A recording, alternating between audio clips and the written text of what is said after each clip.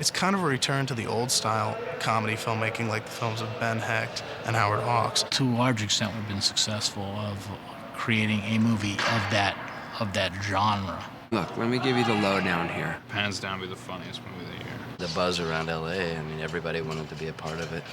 What's the name of this film again? Mallrats. It's so kiddie and junior high-ish. I read it, but after seeing Clerks, I thought this is extremely commercial. They'll laugh their ass off. I think people are gonna love it. I never could have imagined it being this good. If I've done my job correctly, It's going to be entertaining. I just hope they love it as much as we do. I mean, you can't lose.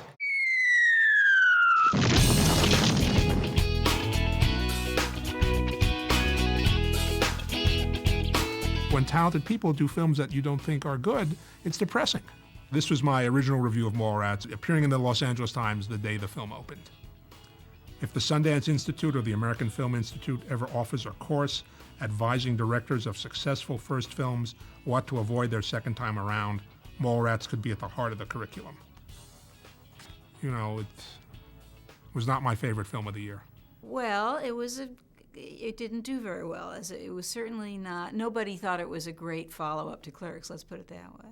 I think there was no question what kind of reviews it was going to get. I do think that he could have made 2 hours of blank screen and he probably would have gotten those same reviews on a second film. It's just what happens. So the movie comes out and the movie dies. It was like, we're done.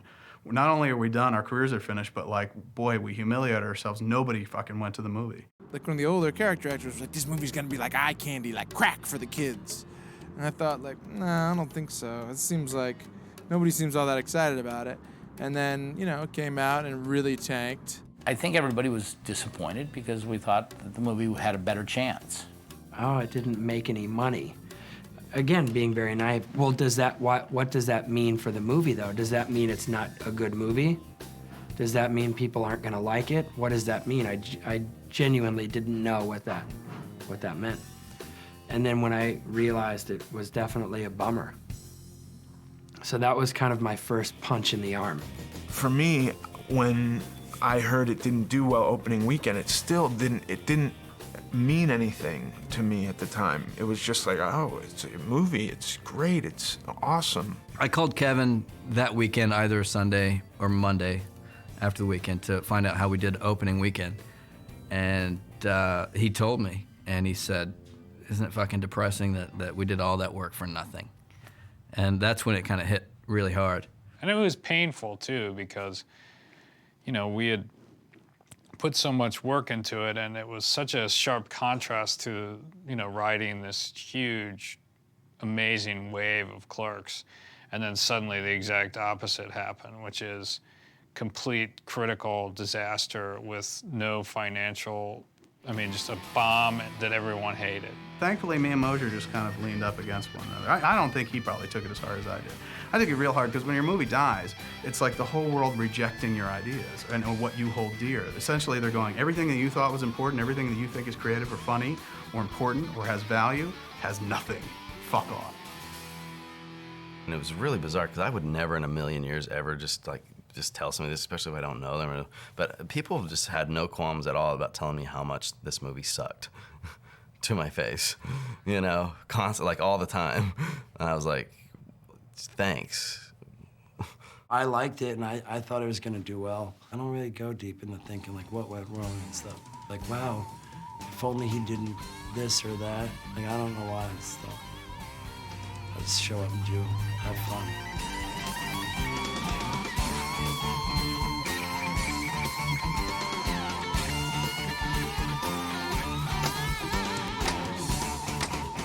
Knock it off!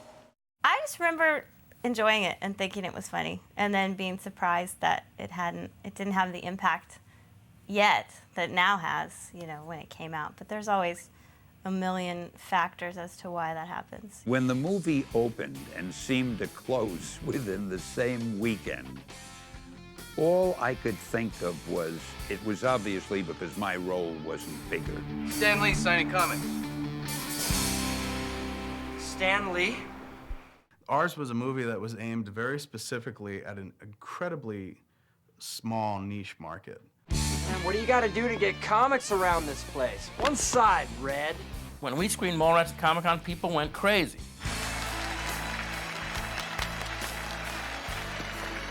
Now, to preview a movie at Comic-Con is not exactly giving it the acid test. It's not exactly saying, let's put this in front of the fire and see what happens. We thought we were making a really funny movie. I mean, I'm sure Kevin told you, we had a screening at Comic-Con, you know, that I swear to God, you know, when you walked out of it, you thought we made Animal House. Look, everyone loved Kevin then, love him now. What can I say? I love the retard. Thought it was extremely funny, think so now. Didn't see any reason why the response at Comic-Con wouldn't be replicated in every mall in America. I think it is a very accurate representation of certain comic book fans who use comic books as their touchstone to most everything else in going on in their lives. So it's a movie that we made for a bunch of people that, you know, even if they all went out in force and supported it, it was still gonna wither on the vine. We made an R-rated movie for an audience that couldn't see it because it's R-rated. So the degree to which people over 17 were interested in this picture was limited to, you know, kind of emotionally stunted white boys. You fucker! You know, who love comic books. It's impossible. Lois could never have Superman's baby. Do you think her fallopian tubes could handle his sperm? I guarantee he blows a load like a shotgun right through her back. It was a treat at Comic-Con, but out there in the cold marketplace, this was not going to be for everybody. It was a stink palm movie. It was a dirty pants, hands down your trousers type picture. But I needed the $6,000, so I went down and auditioned for it. There, now you shake hands with the guy. Hey, Mr. Svinning, how have you been? You get a guy who has a hit at Sundance, and very, very soon he's offered a big opportunity to go to Hollywood and make a movie about the Easter Bunny or whatever. Kevin made a movie about guys slugging the Easter Bunny. This is for Brody. I was trying to enforce the principles of Clerks onto a movie that just would not bear those principles. It was needed to be a bigger movie. Their intentions for the movie and the purest version of the movie, because they're really earnest guys, got swallowed up sometimes in the scale of it. Mallrats, we easily had a crew of 50 people, and that was weird, like meeting a production designer, meeting a wardrobe person for the first time. We met Laura Greenlee, who was our line producer, I was the line producer. We already have a producer, you know, Scott Mosier.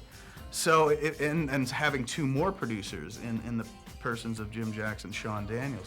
My first experience in making a film with a budget was like, there are far too many fucking people around here. I went from having zero crew, or just, you know, working with Kevin and Scott and a few other people at Hapsack, a few other people on Clerks, to Mallrats, where I hired a crew of a camera department of probably 7 people, and then a grip department, an electric department, and I had all these people to hire, and it was really mind-blowing. I mean, with Mallrats, it was like, we definitely were like, you know, kids in a candy store, because a lot of the responsibility of like, I mean, especially for me, a lot of the responsibility that I bear now just was distributed to other people. Like we weren't the editors, like all that stuff. So we really were just stuck there going like, try to make this scene funny. Kevin's humor is stuff that does ultimately lend itself to not being terribly commercial because it's much more verbal than it is visual. Well, it's quotable because of the writer, you know. The guy has a great talent for writing dialogue, and it's memorable because of that, and combining the script with the proper actors and the people who are playing the roles. Working with Don Phillips early on, I had a good time. The casting part was really fun. It's an ensemble movie. And all ensemble movies need a chemistry between the actors. I remember Jim Jacks giving me a call and describing the role to me. Jim Jacks had worked on Tombstone, and Michael Rooker had a smaller part in Tombstone, so he was very friendly with Michael Rooker. He said, what about Michael Rooker? And we were all huge Henry Portrait of a Serial Killer fans. So the idea of Henry Portrait of a Serial Killer, Henry playing Brandy's dad, like suddenly took this weird turn and jump where it's like, okay, so he's not going to be a bumbling idiot. He's going to be, you know, evil incarnate. The show would always run smoother and be less racy. Smelling the show was a piece of shit. A young cast is always exciting. It always has promise. And there's a certain energy that hopefully comes across on screen. We already kind of had predetermined who we wanted in the movie to see if the chemistry would work. Kevin had written a funny script and he'd written a great character, but you know, it's once you find the person who can put a voice to that, and once Kevin connected with Jason Lee and they connected on the character, it was like that's when the movie sort of became. I mean, it defined the whole movie. Jason Lee was just so charming in this, I think, and so surprising that he almost could have made this movie work, but but not quite. Don Phillips was really the unsung hero of the entire Mallrats process. Really, he's probably the guy who deserves any credit for any of the good reviews we got, because all of the good reviews, which weren't many, cited Jason Lee as the only thing in the movie worth watching. The only thing that saved it was this guy here. Hi, I'm Bentley Garrison with the network. Me and Mason here thought you were hysterical. Hilarious. And we came to Jason Lee because of Don Phillips. Honestly, what I thought as I saw this guy, Jason Lee, and I was like, this dude, Jason Lee, is gonna pop off this movie. He's gonna have a big, long career. Fill this with Coke, no ice. Want a sip of my soda? That's why I'm here today, is because of that movie. So I don't shy away from it and pretend like it never happened by any means whatsoever. I think it's a great movie. I had a great time making Mallrats. It was probably the most fun I've ever had on a movie. Mallrats was this really wonderful fraternal experience of shooting a movie where we all lived in the same hotel, and we'd all, at the end of the night, you know, when we were done shooting, we'd all hang out in the hotel bar, you know, and sit around and jaw and drink and shit like that. It was sweet. It was real. That was what I remember. That's like my first time being away and getting paid a lot of money to me, and staying in a hotel and getting per diem and room service, and you know, it was great. You know, sometimes you show up and there's not that camaraderie, or everybody's a little bit distant, and you show up, you do your part, and you go home and whatever. This had I don't know if it was family at that time. It seems like it now that we're all a little bit more like family, but it was fun. It is kind of like camp. You all come together, you make these fucking strong ties and bonds, you sit around, some dude strums a guitar and you sing songs to one another while roasting wieners, and then you go home. It's all done, you know, and you have these wonderful memories and these friendships that you've made and stuff like that you carry with you through the rest of your life. And that movie was the first time I'd had that experience. You used to be a stand-up kind of guy. What happened to that guy? The guy who punched Amanda Gross's mother after she called him low class. That wasn't me, that was you. Oh, yeah. It wasn't her mother, it was her grandmother. No wonder the bitch went down so fast. There's an obvious timelessness to Kevin's movies that people like, and I think the proof is in the pudding. I mean, people are still talking about it, so I don't really think it's a movie that Kevin had to apologize for. If he felt apologetic about Mallrats, it's because of what happened to him with Clerks. He got so pumped up by having that kind of critical attention that he went into this one feeling that the critical reception was going to be equally important. In fact, Mallrats has found a life of its own without any help from anybody who wrote about it. The great joy in making the movie, in having anything to do with the movie, and frankly in seeing the movie, is it has Kevin's spirit to it. Kevin Smith is never one to cry quits about anything he does. He knows that there's an audience out there, much like Quint in Jaws knows that shark's out there. Kevin knows that audience is out there, and he just has to troll better waters in order to find it. So through the years, people would wind up watching it again. So it becomes one of those movies because it's very easy to watch, it's very welcoming, and it's got those moments that become classic moments. It's a good DVD movie to sit home and like the dialogue and the comics and the just silliness. I think a lot of times when you make movies that are good, but they don't have easily marketable ideas behind them that they get discovered on cable and in video. Then all of a sudden, because they've heard it before, they actually start getting the jokes. And I think the evolution has been that people were able to watch it enough to get the jokes. And then it became a cult classic because people finally got it. Our career, to me, is like at least 75% born out of home video.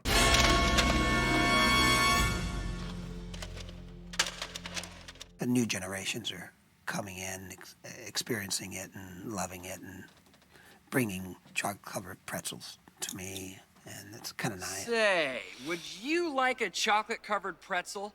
They're a little melty, but damn are they exquisite. And if I remember correctly, you're a big pretzel fan. You know, I love those things. Thank you. It really is a movie that speaks to young people at a certain time in their life.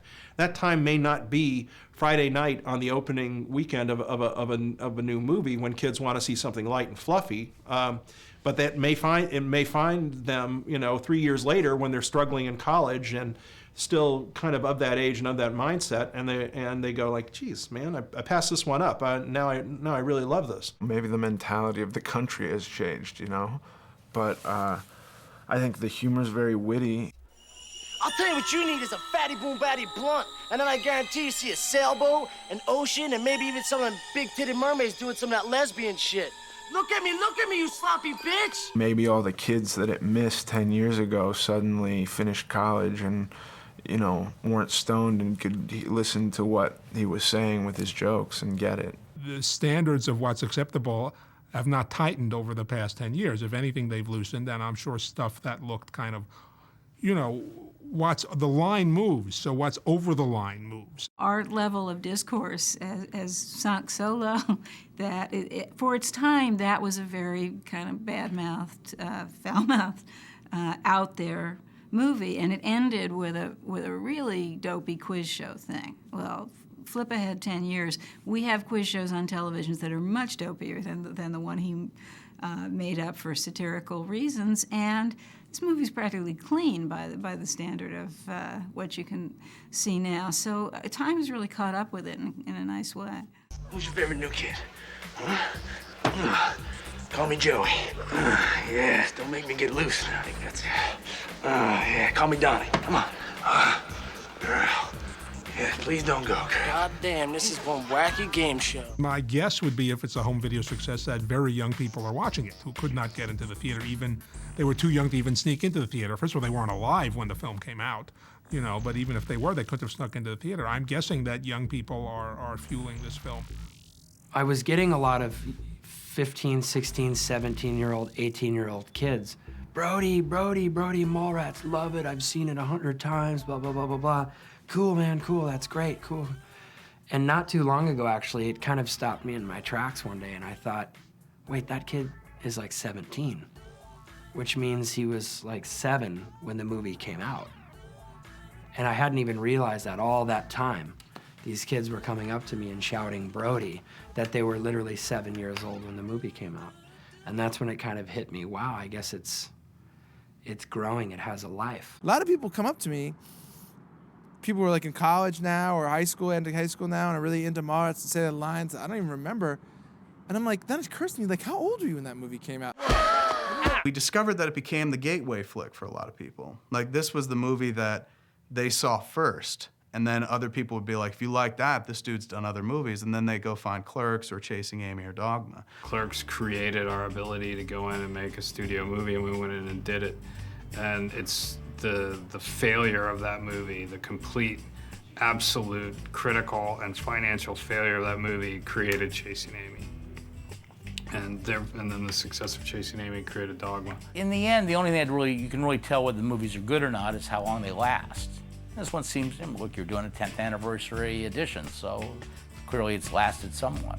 We're gonna do a 20th Geely anniversary. It's gonna be great. It's gonna blow away Mallrats. Fucking Mallrats. Recording the Q&A, the 10th anniversary thing at the ArcLight for the DVD, it was pretty awesome just to sort of, the moment of just seeing everybody and seeing everybody much older. We were so young, like Ethan's having a child and Jason Lee as a kid and Kevin, and sort of being adults and all getting together. It was pretty wild. And then sort of sitting up there with the response was great, the audience was great, and it really does make you just feel like, wow, it's hard to think about the movie as a failure anymore. All the Mallrats fans are just happy that the film exists. They wouldn't be able to tell you how much money it made opening weekend.